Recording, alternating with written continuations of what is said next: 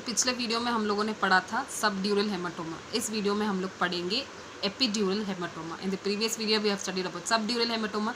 In this video we'll study about epidural hematoma. So epidural hematoma को हम लोग एक और नाम से बोला जाता है एक्स्ट्रा ड्यूरल हेमाटोमा. ओके, इसको एक और नाम से बोला जाता है एक्स्ट्रा ड्यूरल हेमाटोमा. तो यहाँ पे क्या होता है, ये भी हेड इंजुरी की वजह से ही होता है, मगर यहाँ पे क्या होता है, जो ब्लड कलेक्शन सबड्यूरल में होता है डूरा मैटर और अरेक्नॉइड मैटर के बीच में होता है. तो यहाँ पे जो ब्लड कलेक्ट होगा वो inner layer of the skull और आउटर लेयर ऑफ डूरा मैटर के बीच में होगा. सो that is usually what happen.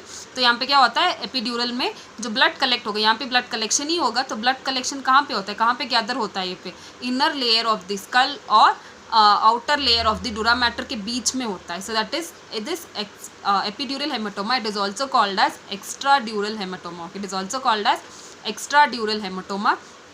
यहाँ पे in this usually what happens, the blood here also there is collection of blood, but the collection of blood in the subdural hematoma was between dura mater and arachnoid mater. In this epidural hematoma, the blood will be collected between the inner surface of the skull and also and outer layer of the dura mater. So this is the definition of this epidural hematoma.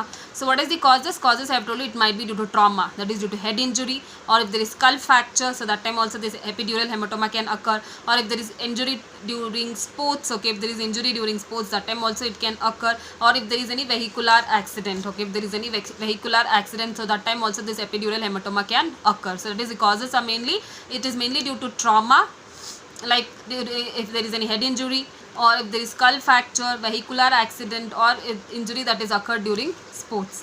So during when they were when they involved in the sports. So these are usually the causes of epidural haematoma. तो causes क्या हो सकता है, ये कुछ trauma की वजह से हो सकता है, जिसकी हेड इंजरी की वजह से हो सकता है, या वेहिकुलर एक्सीडेंट, गाड़ियों की एक्सीडेंट की वजह से, गाड़ी में जाने के टाइम में एक्सीडेंट होने की वजह से हो सकता है, या स्कल में अगर फ्रैक्चर होगा तब भी हो सकता है, और चौथा हो गया अगर खेलने के टाइम में उनको कुछ इंजरी हो सकता है तो वो भी उसकी वजह से भी एपिड्यूरल हेमाटोमा हो सकता है.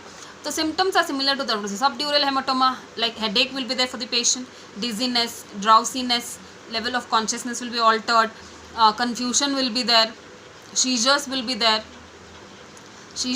there, nausea, vomiting will be there, pupils will be enlarged in this epidural hematoma, and also there will be loss of vision on one side. Okay, so one side of the thing there will be loss of visions, and important thing is that they will be having shortness of breath. Okay, important is that they will be having shortness of breath.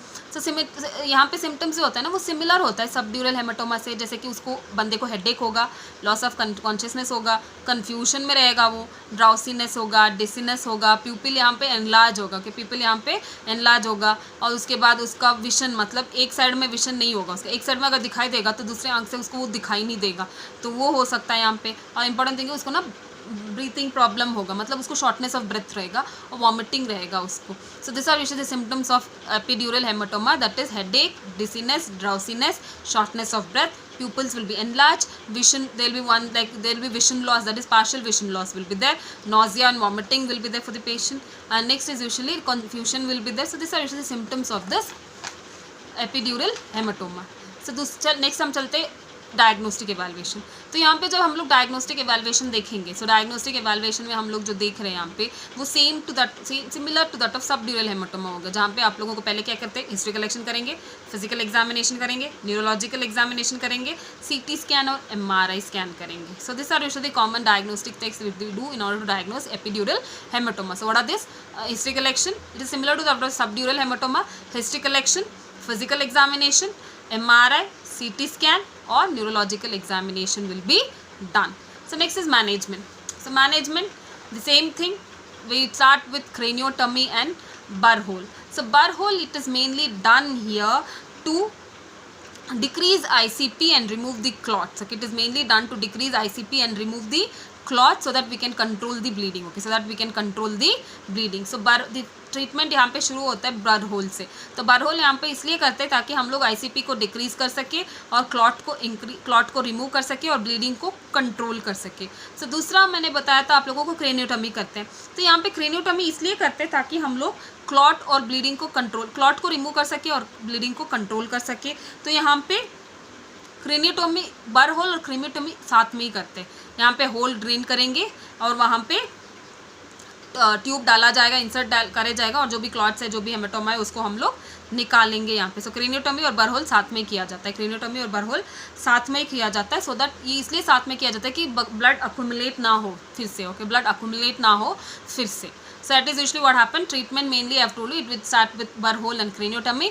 Burhole it is mainly done to decrease ICP, remove clot and control bleeding. So craniotomy is also done for the same thing, like to remove clots and to reduce the bleeding. So both it is done together, where tube will be in craniotomy will be done, like a portion of the skull will be temporarily removed, and the burhole hole will be made so that we can remove the clot by inserting the tube. So this is mainly done, okay, craniotomy and burhole it is done together mainly to avoid reaccumulation of blood inside the brain. So that is usually about the surgical management. When we talk about medical management or pharmacological management, we go with first giving anticonvulsant agents, that is phenytoin is given to control seizures. Along with this we go with giving them hypersomatic agents, okay, we go with giving them hypersomatic agents, that is for example mannitol. So along with this we go with giving them hypersomatic agents, that is for example mannitol. So mannitol it is mainly given to reduce swelling, okay, it is mainly given to reduce swelling in the brain. Surgical part हम लोग समझ नहीं है. Pharmacological part में तो medications हम लोग देंगे वो है एंटी कन्वल्सन देंगे उन लोगों को, जैसे कि फिनोटाइन देंगे जो कि सीजर्स को कम कर सके, और हाइपरसोमैटिक एजेंट्स देंगे. हाइपरसोमैटिक एजेंट्स फॉर एग्जांपल मैनिटोल दिया जाता है. मैनिटोल क्यों देते हैं हम लोग यहाँ पे, इसलिए देते हैं ताकि स्वेलिंग को कम कर सके.